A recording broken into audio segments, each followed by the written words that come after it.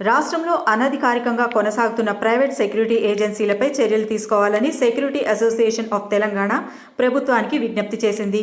Somajiguda press క్లబ్లో ఏర్పాటు చేసిన విలేకరుల సమావేశంలో అసోసియేషన్ అధ్యక్షుడు శ్రీకాంత్, చైర్మన్ డిఎస్ రెడ్డిలు మాట్లాడారు.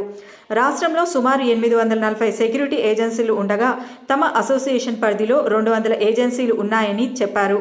ఇక ప్రభుత్వం నుంచి ఎలాంటి అనుమతులు తీసుకోకుండా ఇష్టానుసారంగా సెక్యూరిటీ సర్వీసెస్ అందిస్తున్న సంస్థలపై చర్యలు తీసుకోవాలని కోరారు. ఇటీవల సంధ్యా థియేటర్లో జరిగిన ఘటనలో అల్లు అర్జున్ కోసం పనిచేసిన బౌన్సర్లకు రాష్ట్రంలోని ఏజెన్సీలకు సంబంధం లేదని స్పష్టం చేశారు. ప్రణాళికాబద్ధంగా జరగాల్సిన సెక్యూరిటీ సర్వీసెస్ను ఇష్టానుసారంగా నిర్వహించడం వల్లే ప్రమాదం చోటు చేసుకున్న అభిప్రాయం వ్యక్తం చేశారు. ఘటనలో మహిళ మృతి చెందడం తీవ్ర విచారకరమని అన్నారు. సెక్యూరిటీ ఏజెన్సీ వ్యవస్థపై నగర పోలీస్ కమిషనర్ సివి ఆనంద్ వెల్లడించిన అంశాలపై తమకు ఎలాంటి అభ్యంతరం లేదని స్పష్టం చేశారు. గత ఎంతో కాలంగా ప్రైవేట్ సెక్యూరిటీ వ్యవస్థను క్రమబద్ధీకరిస్తూ ఒకే యూనిఫామ్ను ఆమోదించాలని కోరుతున్నామని చెప్పారు. గుర్తింపు లేకుండా కొనసాగుతున్న ఏజెన్సీలపై చర్యలు తీసుకోవడంతో పాటు వేలాది మందికి ఉపాధి కల్పిస్తున్న ప్రైవేట్ సెక్యూరిటీ వ్యవస్థకు తోడ్పాటును ఇవ్వాలని కోరారు.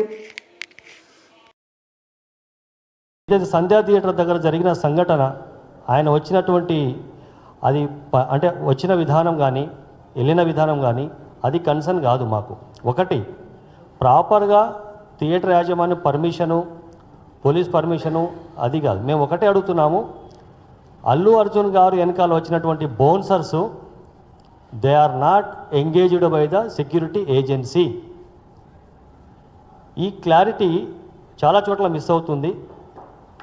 ఒక ఏజెన్సీ రిక్రూట్మెంట్ చేసి బౌన్సర్లను పెట్టి ఉంటే, అలాట్ చేసి ఉంటే, ఒక ఏజెన్సీ యొక్క ఐడి కార్డ్, ఏజెన్సీ యొక్క లోగో ప్రతి ఒక్కటి ఉంటుంది. ఈరోజు ఇప్పుడు మన చైర్మన్ గారు చెప్పినట్టు